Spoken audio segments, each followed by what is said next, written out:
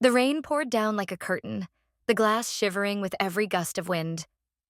I sat on the edge of the couch wrapped in a blanket, as if fabric could shield me from the kind of loneliness that crept under your skin.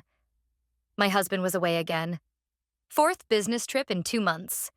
The whole house felt like it was on pause. No sound, no purpose, just the ticking of the clock, like the dripping on the window pane. Then, suddenly, a click at the door. I jolted upright. My heart sank fast. No one was supposed to be here. My husband was hours away. I held my breath and listened. A creak. Slow footsteps. I wanted to believe it was a mistake, that someone had the wrong door. But when I turned, there he was, my stepson, soaked through, water trailing from his hair down his face and jacket. He was supposed to be at the dorms, gone, off the radar. "What are you—" I started, but stopped.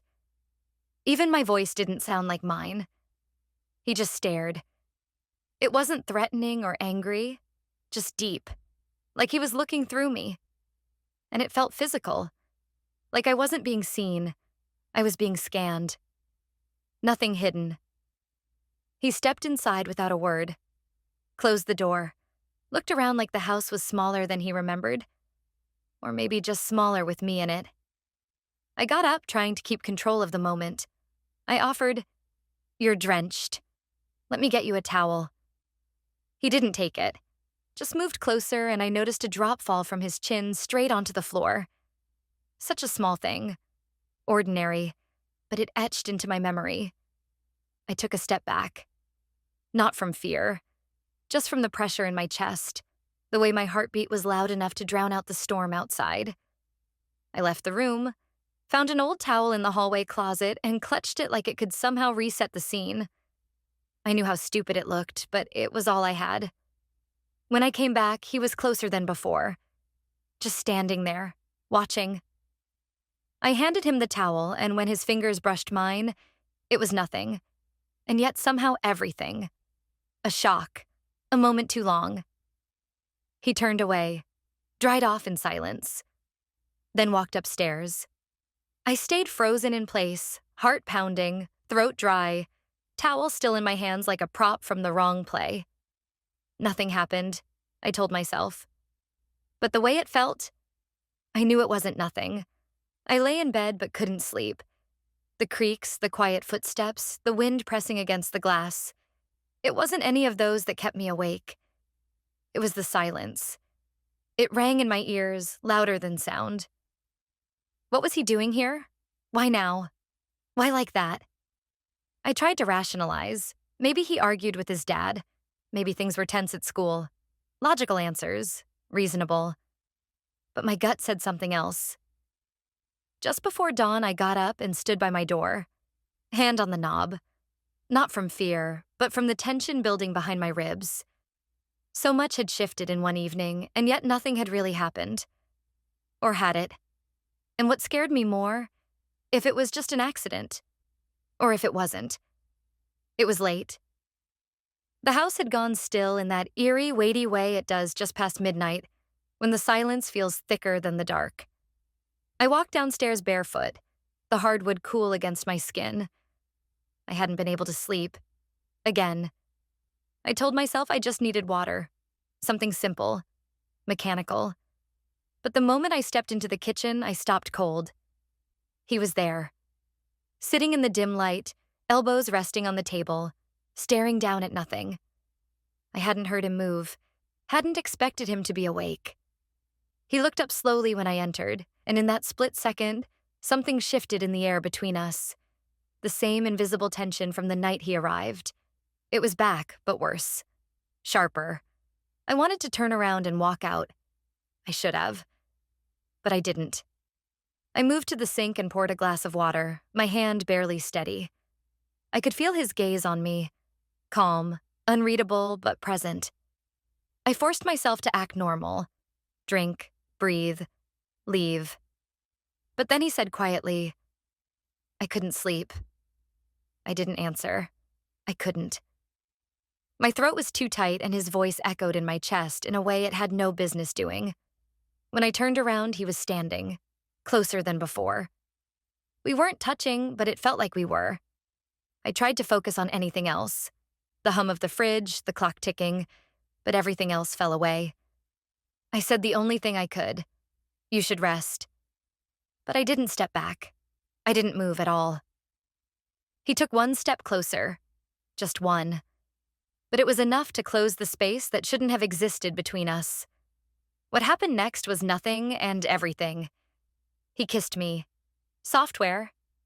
Sudden. A breath. Not a demand.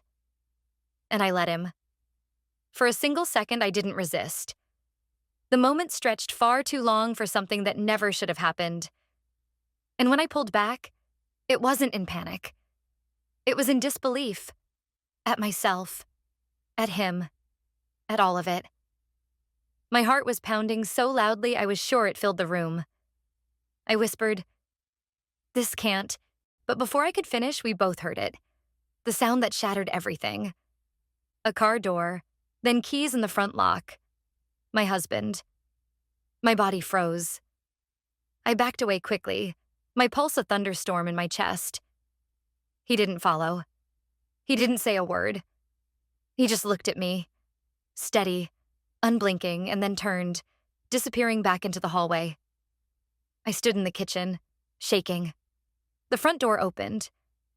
A familiar voice called out casually, unaware of the chaos that had just exploded in this quiet, ordinary home. I forced myself to breathe, to walk, to act. But everything had changed. And I knew. We had crossed a line. Even if nothing else happened ever again, we couldn't go back. The next morning, everything felt heavier. The sunlight coming through the window felt wrong, too soft, too warm, like the world had no idea what I had allowed to happen just hours before. I moved through the house like I was made of glass, afraid I'd crack under the smallest touch. He wasn't in the kitchen. I didn't hear him in the hallway. Part of me was relieved. The other part hated the relief. My husband was home, moving through his routine like nothing had changed. He made coffee, checked emails, muttered about a delayed flight. I nodded in all the right places, smiled when expected, and kept my eyes low. I couldn't meet his gaze without feeling like a fraud. Inside, I was screaming. I thought about saying something, confessing. Not to shift blame, not for forgiveness, but just to release the pressure building in my chest. But the words didn't come. I wasn't even sure what I would say. I kissed your son? Number, that wasn't the truth. Not really. The truth was uglier. I let something grow that I never should have allowed to exist. All day I felt like I was holding my breath. Every time my husband passed by, I flinched. Not because he knew, but because he didn't. His innocence made it worse. He trusted me completely. And I had broken something that couldn't be fixed with an apology. When I finally saw my stepson again, it was in passing. I was walking upstairs with a laundry basket when he opened his bedroom door. We both stopped. He didn't look away. Neither did I. The silence between us was no longer just awkward. It was saturated.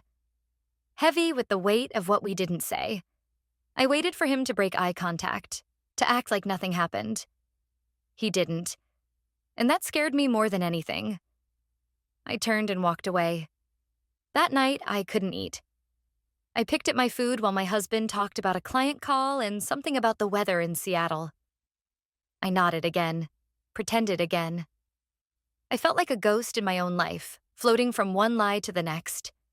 After dinner, I sat alone in my room, knees pulled to my chest. I stared at the same spot on the wall for what felt like hours. I thought about the woman I had been. Organized, composed, loyal. I wasn't sure who I had become. I didn't recognize this version of myself. There was no excuse.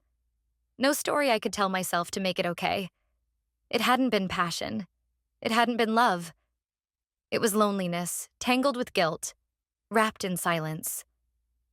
And that silence was winning. When I finally climbed into bed beside my husband, I barely breathed. He mumbled goodnight, rolled over, and was asleep in minutes. I lay there, eyes wide open, staring into the dark. It wasn't fear that kept me awake this time. It was the terrifying truth that I didn't regret it. Not fully. And that realization hurt more than anything else. The moment the car doors locked, I felt it. We were driving home from dinner at his parents' house, my husband at the wheel, chatting about traffic, and I was in the passenger seat pretending to listen. But I could feel it. That weight. The shift. The way my stepson sat in the back, eyes fixed on the window, jaw clenched tight. And my husband. He kept glancing at me in the mirror. Not long, just flickers. But I noticed. Something had changed, and they both knew it. The ride was only 15 minutes, but it felt like a lifetime. Every red light stretched on forever. Every song on the radio buzzed in my ears like static. My heart pounded for no reason I could explain. Nothing had been said, but something had been understood. When we got home, I went straight upstairs, locked the bathroom door, turned on the faucet just to drown out my own breathing. I stared at myself in the mirror. My face looked the same, but it didn't feel the same. Downstairs, I heard them talking. Father and son. Their voices were low, too low to catch the words.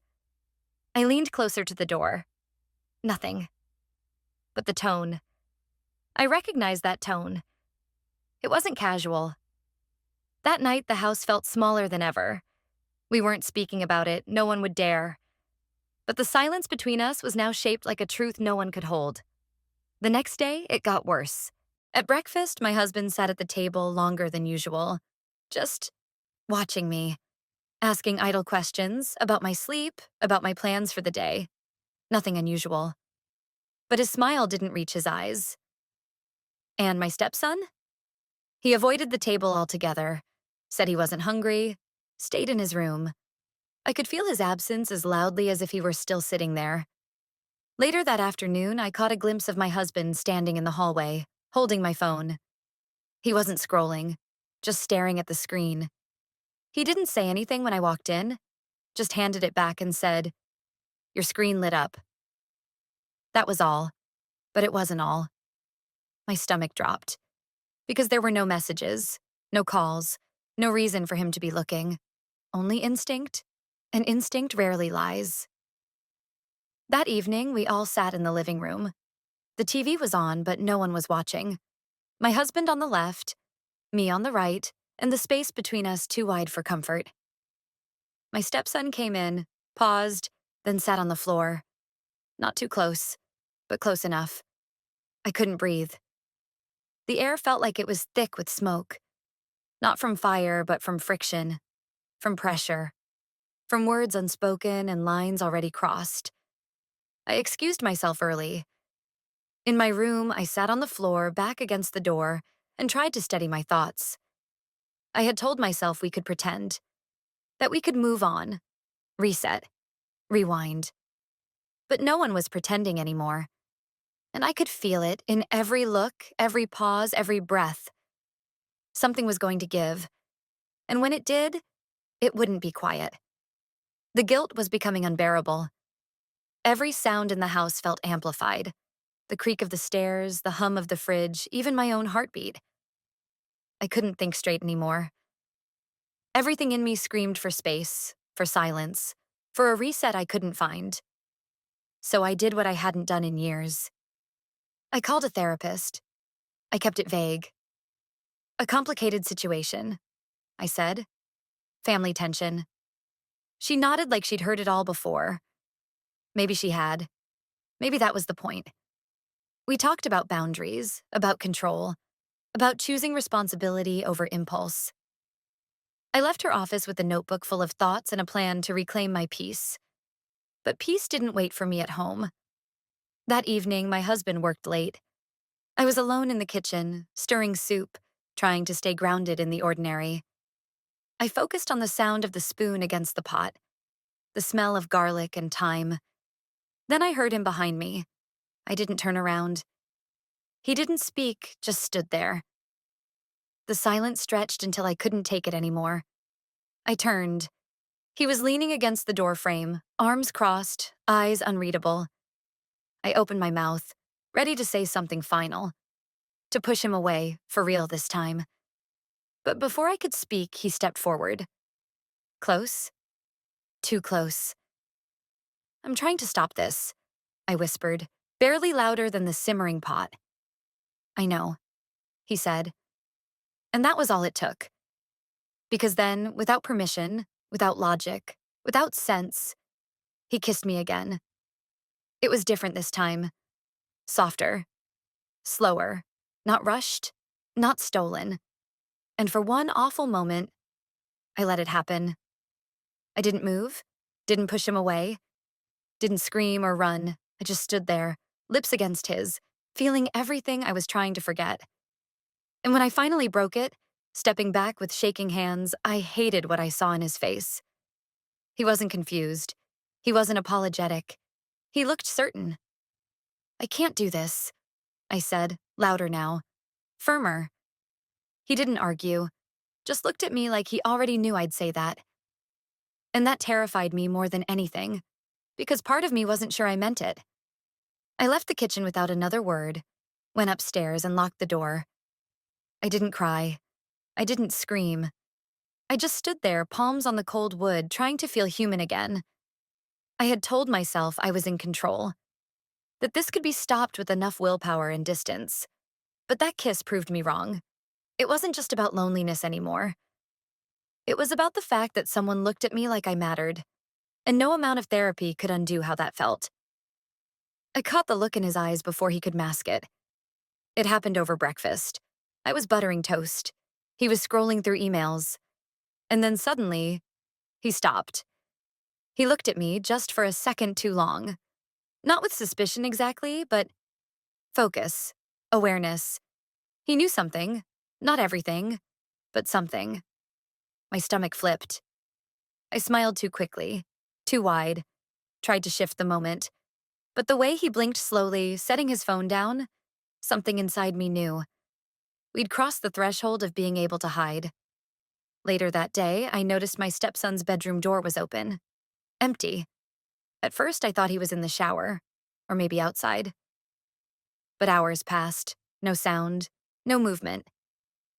I knocked once, then stepped inside. His bed was made, a backpack was gone, some of his clothes too. No note, no message, just absence. The silence screamed louder than any confrontation. That night, my husband barely spoke. He moved through the house quietly, like someone listening for something just out of reach. I watched him as he moved, familiar and foreign at once. When he finally sat beside me on the couch, the air shifted. "Everything okay?" he asked. Light tone, soft voice. "Yeah, just tired," I replied, almost without thinking. But the moment lingered. His eyes studied my face. Not lovingly, not accusingly, but analytically. Like he was adding things up.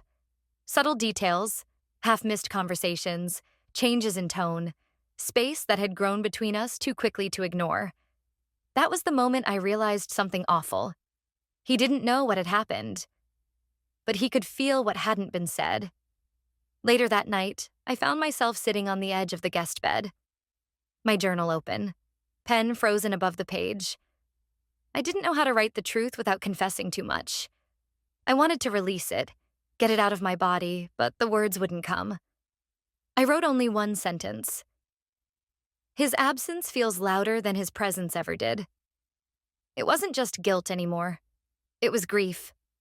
For what we'd lost. For what we'd almost become. And maybe for who I used to be. I didn't sleep.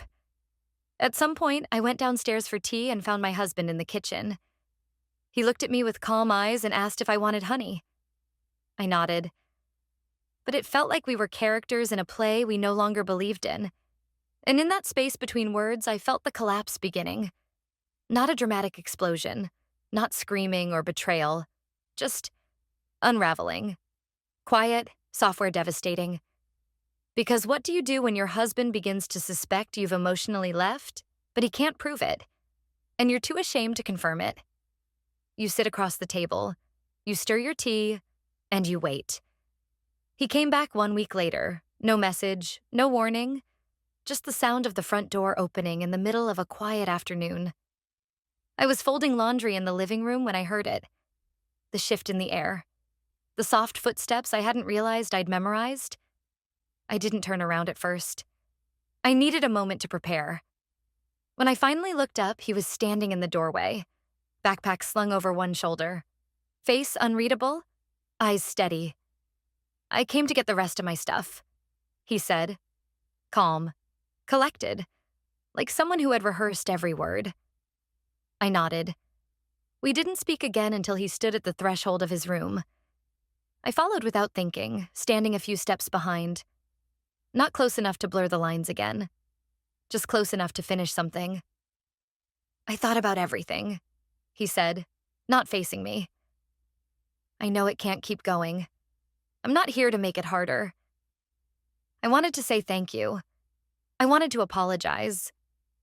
I wanted to fix something that had no repair manual, but all I could manage was a quiet, 'I know.'"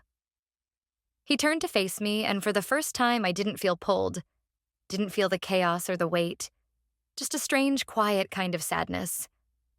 "This wasn't supposed to happen," I said, barely above a whisper. He nodded. "But it did." When he left, the door clicked shut behind him like punctuation, and for the first time in weeks, I didn't flinch at the sound. That evening, my husband came home earlier than usual. He talked about dinner, work, a friend he hadn't seen in years. I listened. I didn't pretend this time. I really listened. I looked at him the way I hadn't in too long. Not through guilt or duty or routine, just with presence. That night, I didn't cry. I didn't panic.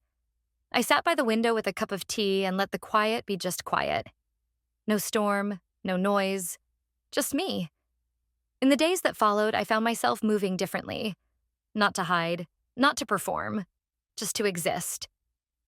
I went for walks alone. I started writing again. Not confessions, not guilt, but thoughts. Fragments, pieces of myself I thought I'd lost. I wasn't proud of what had happened, but I was done punishing myself for feeling what I felt in a moment of weakness. I wasn't a villain. I wasn't a victim. I was someone who had gotten lost inside a silence that lasted too long. And now, I was building a new kind of quiet. One with windows open. One where I could hear my own voice. One where I didn't need anyone's eyes on me to feel real. I never told my husband. Not because I wanted to lie, but because there was nothing to confess anymore. The damage had been done in moments he'd never seen, in thoughts I had already buried. He still didn't know, but I did, and that was enough. Because in the end, I didn't just walk away from what almost happened. I walked back into myself.